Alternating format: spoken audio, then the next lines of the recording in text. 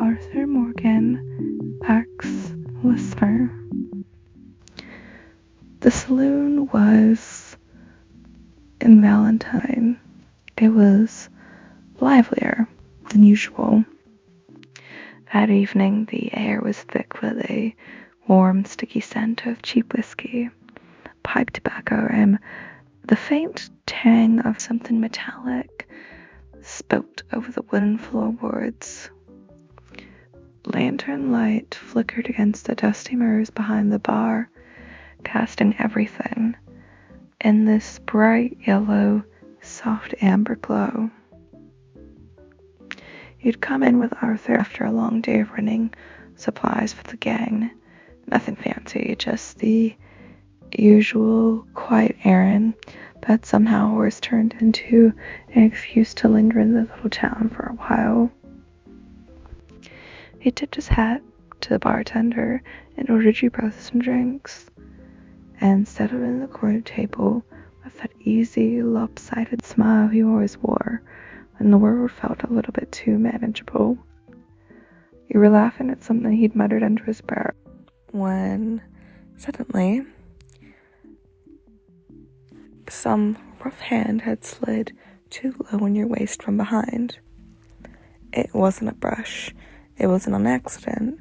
The stranger's fingers pressed with delicate intent, crude and unwanted, and the stink of some sour liquor rolled off of him in a wave. You froze.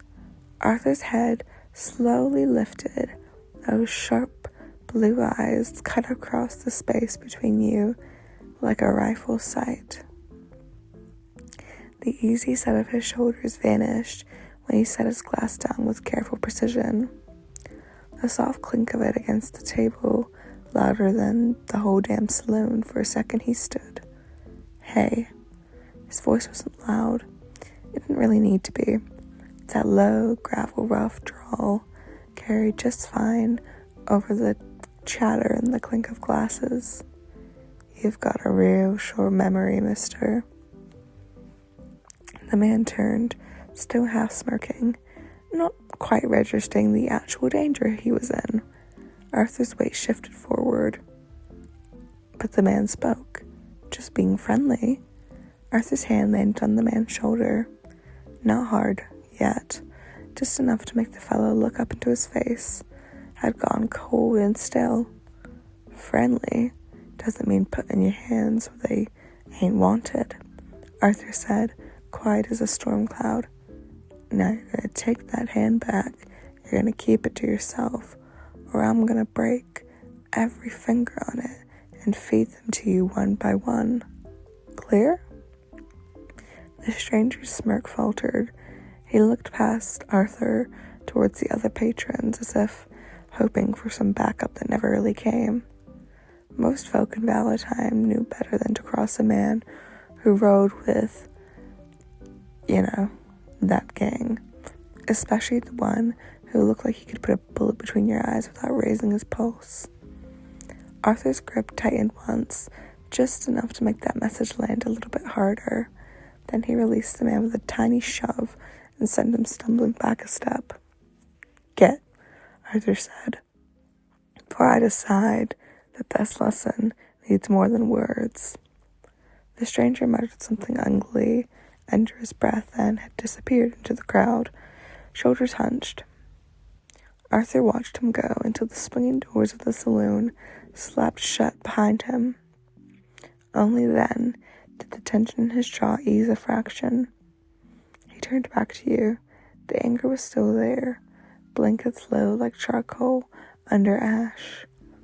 But the look he gave you was softer, careful, like he was afraid you might shatter if he moved too fast. You all right? He asked, voice dropping in that quieter register he reserved for you and you alone. He stepped closer, one broad hand hovering near your elbow, but not quite touching yet, giving you the choice. Didn't mean to let that happen. Should have been paying attention. You managed a small nod. The residual comfort still prickled along your skin, but the solid pressure of him, The leather wood smoke and the faint scent of the tobacco he rolled himself was already easing it. Arthur's mouth tightened. He glanced at the noisy room and then tilted his head towards the door. Come on. The air is better outside. Don't feel like staying in this place no more.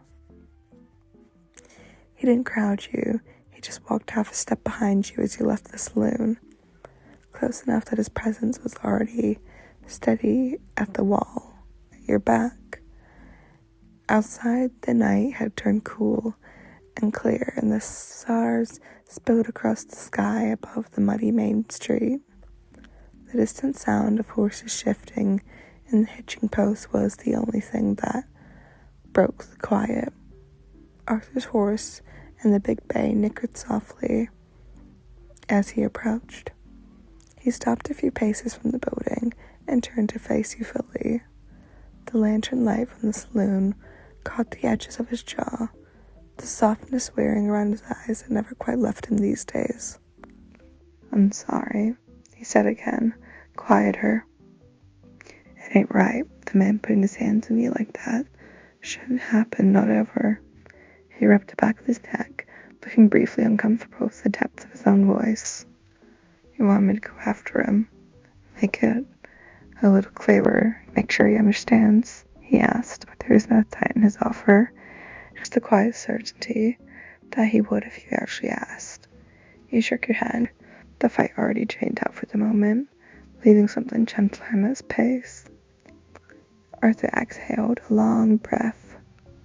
Then he reached out and brushed your knuckles with the side of his arm, asking permission without words. When you didn't pull away, his hand settled or when steady. Come here, he murmured. He drew you in carefully, one arm wrapped around your shoulders and the other resting light against your back. You fit against him like you'd been made to fill the space between him and his coat. He was solid, warm, and solidly up and round in the soap that he used, where he bothered to wash up proper, chin resting briefly against the head.